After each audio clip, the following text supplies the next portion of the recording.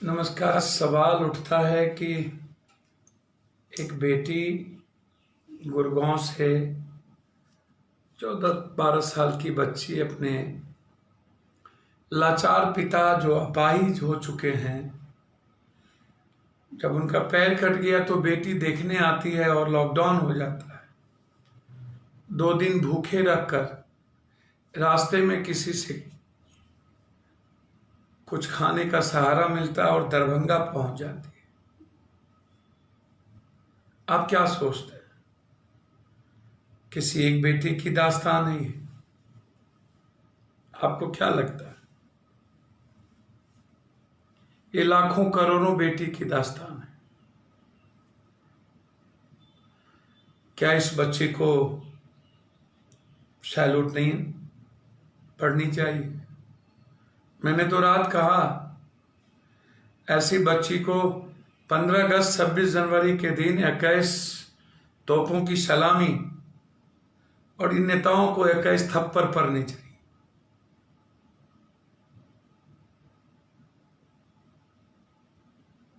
क्या लग रहा है? 2-2, 3-3 दिनों तक लाइन में, कतारों में, हर बड़े शहरों में लोग खड़े,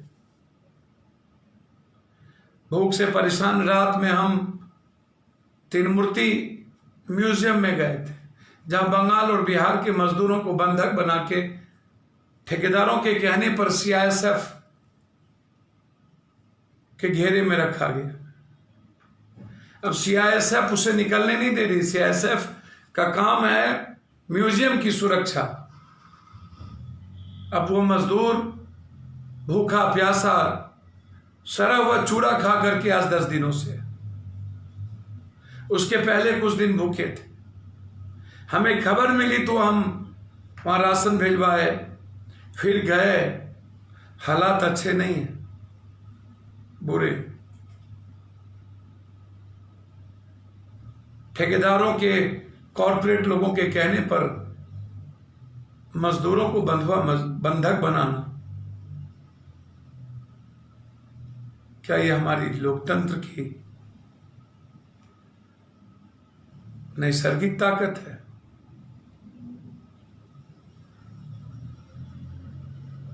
क्या ये हमारी मानवता के का पथ है?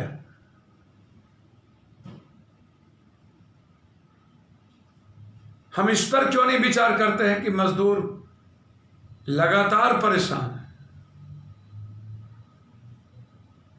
मजबूर है सड़कों पर भूखे चलने को।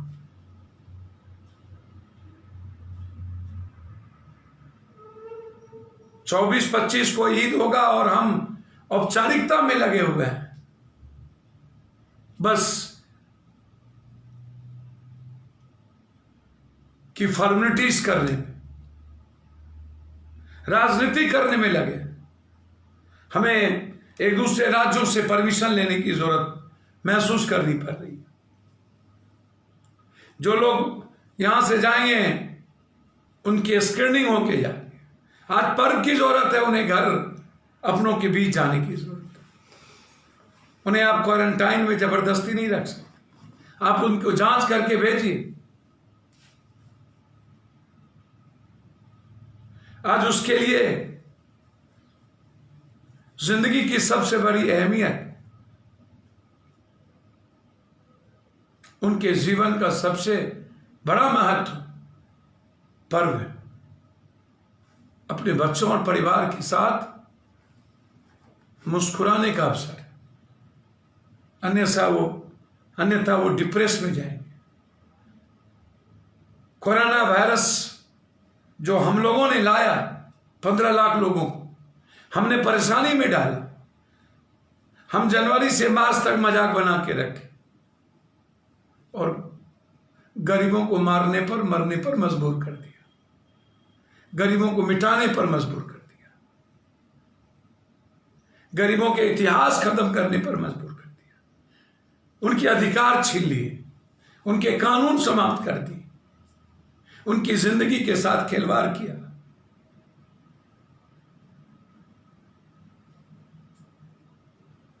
और जिनके बदौलत इन्हें बड़ी बड़ी कोठी मिली हुई है, वो लोग 2 महीने से ऐसो आराम की जिंदगी जी।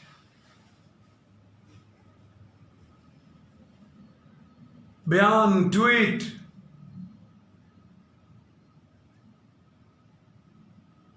वो गीता, कुरान, बाइबिल का पाठ पढ़ा रहे, कानून के सहारे लेकर के हमारी आवाज और अधिकार को दबा रहे, जेल भेजने की धमकी दे रहे, लाठी गोली का सहारा लेके अपनों से मिलने को रोक रहे, पेट के भूख को दबा रहे, कुचल रहे, दमन कर रहे।